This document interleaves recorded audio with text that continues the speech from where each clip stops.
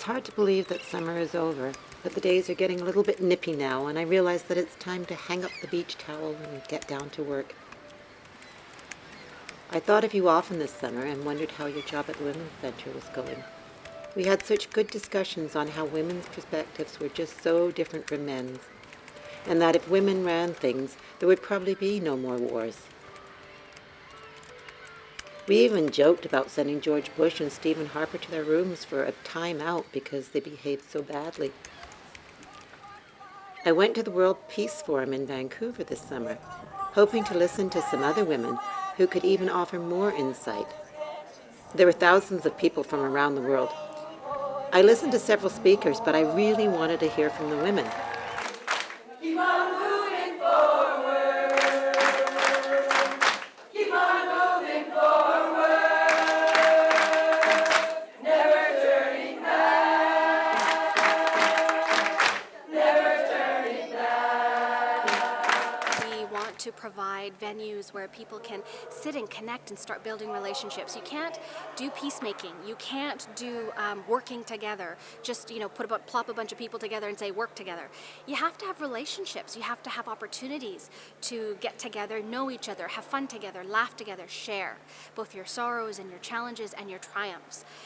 As Indigenous people of this only unceded land of Canada called BC, Turtle Island, a lot of the uranium comes from our lands in Canada and the United States that goes around, that the governments use to go around the world to kill other Indigenous people for their resources.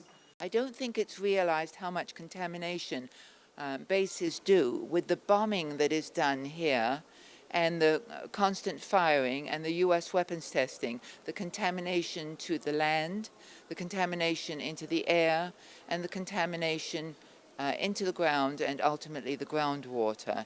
A challenge that we identified was just making more people care. Humanitarian war is very seductive to many Canadians, I believe, particularly with our peacemaking reputation. We need to address the youth. My generation, especially in Canada, is one of the most affluent and one of the most rampant consumer generations ever to grace this planet, and we're destroying it, and nobody seems to care. How about coming for Baghdad, just to stay with me, to stand with me, or to stay with me, or to sit with me in front of the green zone, or to surround green zone? Really, we are going to do something. You are foreigners, and maybe if Americans are going to kill 2, 3, 4 foreigners, they are not going to kill all of you. So if one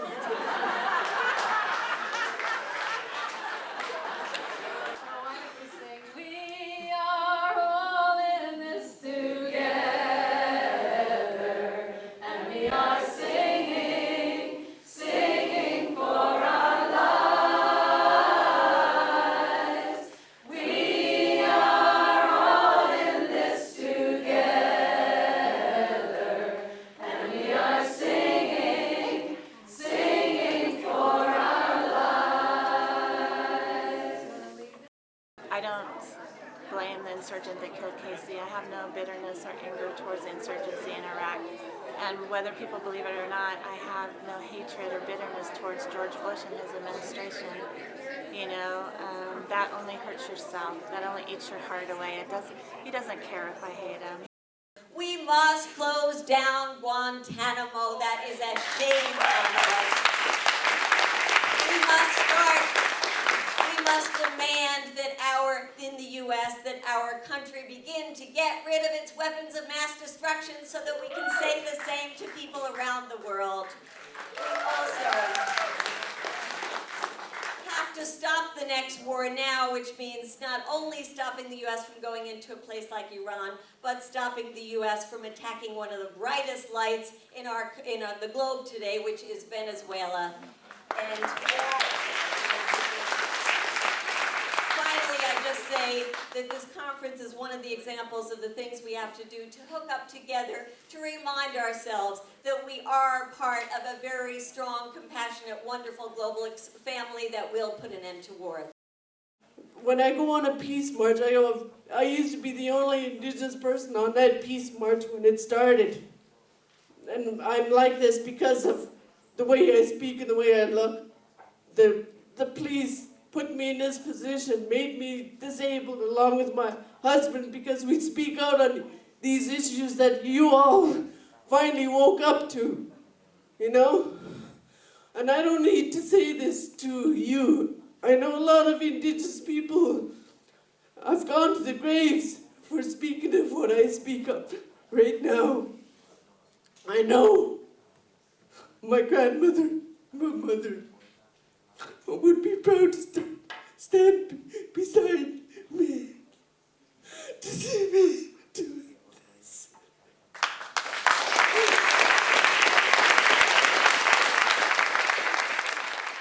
First of all, thanks to my First Nation sister who inspired me to get up. It was something about mentioning mothers and daughters and mothers being proud of their daughters. So I think that's a really important thing, that that sort of continuity. Peace, shalom, shalom. We believe in peace, shalom, shalom. We believe in peace, shalom, shalom. That evening I gathered with other people at Lost Lagoon to reflect on some of the ideas that the women presented.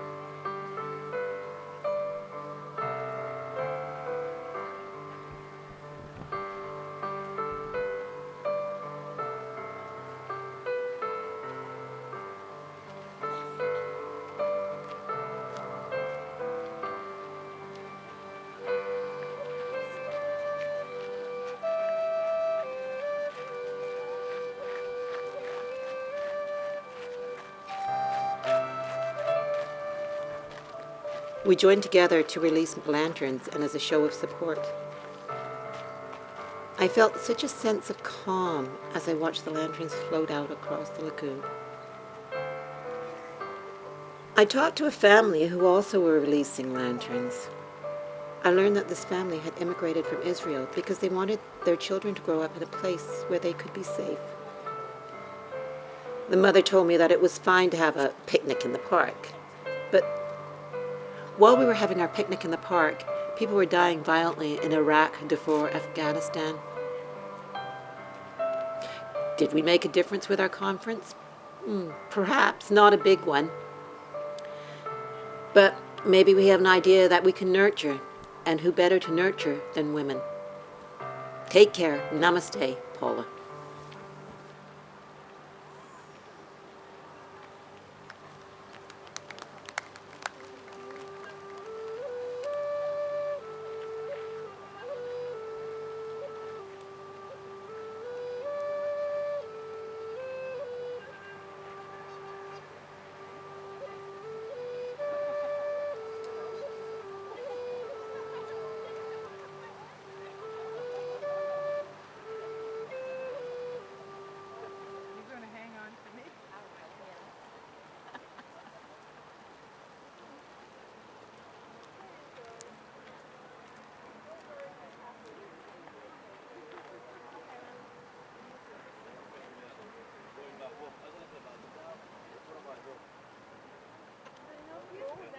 Voilà.